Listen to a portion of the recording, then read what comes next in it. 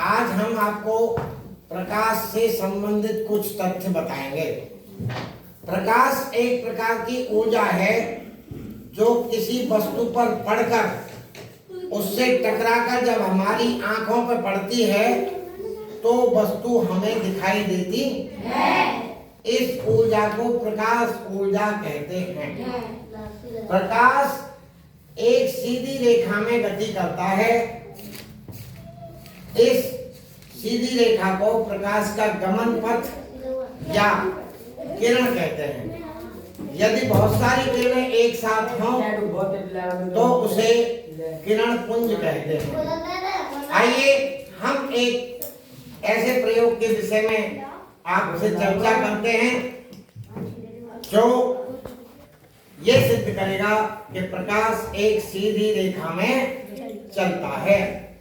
हम एक मोमबत्ती लें, 3 कार्डबोर्ड के टुकड़े लें और उन तीनों टुकड़ों में समान ऊंचाई पर एक एक छिद्र कर लें और उनको इस तरह से व्यवस्थित कर लें।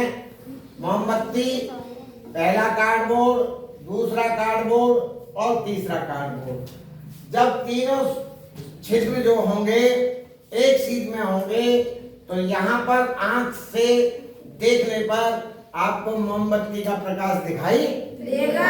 यदि हम किसी भी कार्डबोर्ड को इधर उधर खिसकाते हैं, ऊपर नीचे करते हैं तो हमें मोमबत्ती का दिखना बंद हो जाएगा।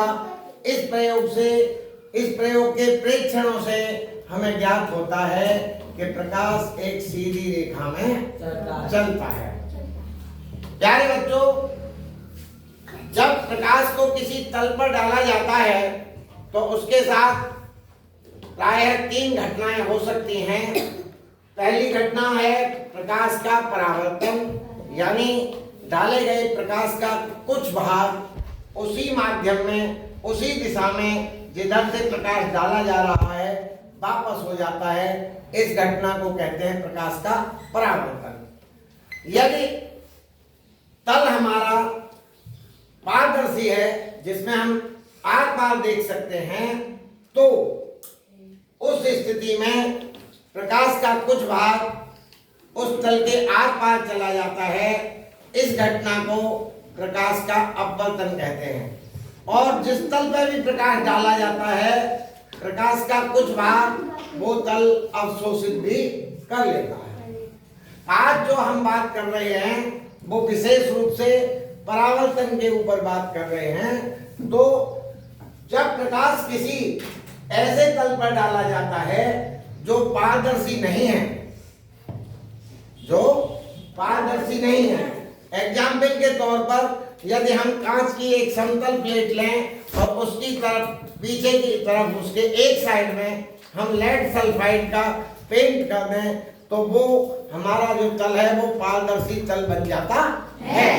उस पारदर्शी तल को हम दर्पण भी कहते हैं। क्यों कि जो समतल प्लेट थी, हमने जो प्लेट ली थी वो समतल थी और उसके एक हिस्से पे हमने पेंट किया है लेड सल्फाइड का, तो इस दर्पण को हम समतल दर्पण भी कहते हैं। जब किसी समतल दर्पण पर प्रकाश डाला जाता है, तो प्रकाश का अधिकांश भाग उसी माध्यम में लौट जाता है। उसके लिए हमने एक प्रयोग किया और प्रयोग ये किया कि समतल दर्पण लगाया, यहाँ पर एक पिन लगाई हमने, एक आलपिन यहाँ लगाई और यहाँ पर आंख लगा करके उसके सीध में 2 आलपिन और लगाई। ये चित्र हमें प्राप्त होता है। ये चित्र जो हमने बनाया है इसमें 6 वस्तुएं, 6 तथ्य हमें मिले। पहला तथ्य है ABP, इसको आपतित किरण कहते हैं। दूसरा तथ्य है PCD, इसको परावर्तित किरण कहते हैं। तीसरा तथ्य है P से लेके N तक, इसको हम जो है अविलंब कहते हैं।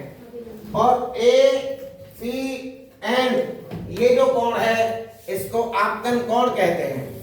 और BPN, ये जो कोण है इसको परावर्तन कोण कहते हैं। Pn हमारा अविलंब है और P हमारा आपतन बिंदु है। बहुत बहुत धन्यवाद।